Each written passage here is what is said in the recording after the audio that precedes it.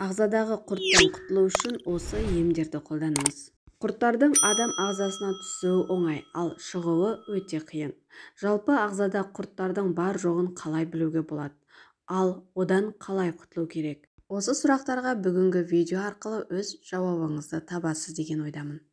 Мамандар адам ағзасында 384 түрлі құрт кездесуі мүмкін екендігін айтады. Құрттар бірнеше сантиметрден 2 метрге дейін болады. Егер сіздің ағзаңызда құрт болса, осы белгілер пайда болады. Иммунитетіңіз әлсіреп, вирустық ауруларға тез шалдығасыз. Әлсіздік, бас айналу, буын ауруы мен ұйқысыздық мазалайды.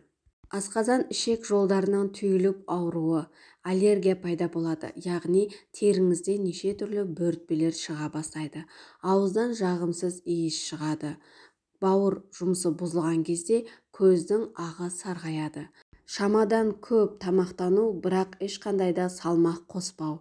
Тері құрғап, шаш түседі.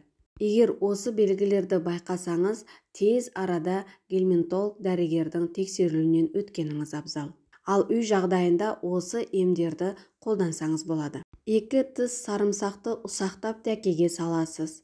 Кеңдеу ыдысқа 250 мл сүтті құйып отқа қойыңыз. Қайнап шыққан соң үгілген сарымсақты салып 10 минуттай қайнатасыз. Дайын болған емдік сүтті таңертең аш қарынға ішесіз. Емделу мерзімі 7 күн. Осы қоспамен клизма жасауға да болады. Келесі бұл асқабақтың дәнегі. Оның құрамында кукурбитин көп болғандықтан бұл құрттың таза жауы.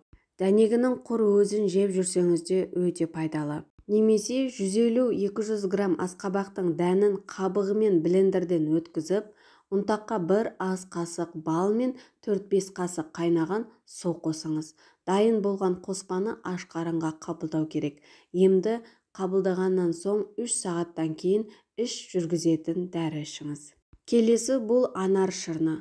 Анар шырнын ішсеңіз де, өзін жесеңіз де құртқа қарсы әсері мол. Сіздермен бірге болған 100 жаса каналы пайдалы болды деген ойдамын. Менімен бірге соңына дейін болғандарыңызға көптен көп рахмет. Келесі кездескенше сау, сәлемет болыңыздар.